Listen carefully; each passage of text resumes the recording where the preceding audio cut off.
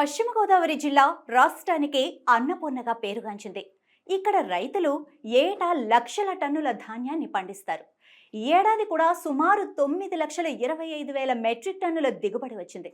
అయితే రాష్ట్ర ప్రభుత్వం కేవలం 6,00,000 మెట్రిక్ టన్నుల ధాన్యాన్ని మాత్రమే కొనుగోలు చేయాలని లక్ష్యంగా పెట్టుకోవడం రైతుల్లో తీవ్ర ఆందోళన కలిగిస్తోంది. మిగిలిన 3,25,000 మెట్రిక్ టన్నుల ధాన్యాన్ని ఎవరు కొనుగోలు చేస్తారన్న ప్రశ్న వారిని వేధిస్తోంది.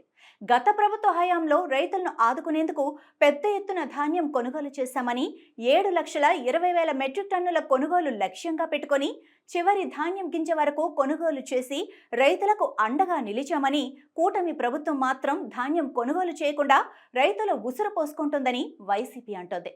వాస్తవంగా దీనికి సంబంధించిన గణాంకాలను పరిశీలిస్తే ధాన్యం సేకరణలో 2014-19 మధ్య చంద్రబాబు ప్రభుత్వం, 2019-24 మధ్య జగన్ పాలనలో వ్యత్యాసం కనిపిస్తోంది.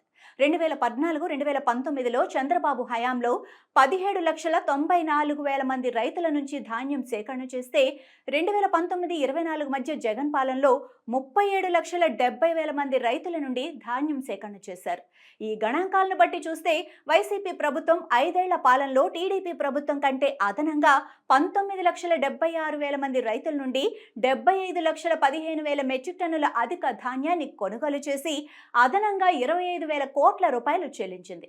అయితే 2024-25 అధికారం చేపట్టిన కూటమి ప్రభుత్వం అనుసరిస్తున్న విధానాలు రైతుల్లో భయాందోళనలు కలిగిస్తున్నాయి.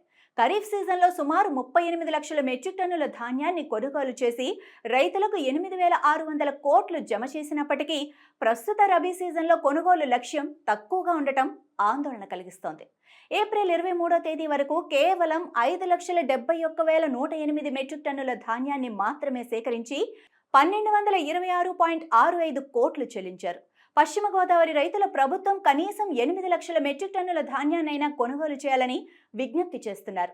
తమ కష్టాన్ని గుర్తించి గిట్టుబాటు ధర కల్పించి ఆదుకోవాలని కోరుతున్నారు.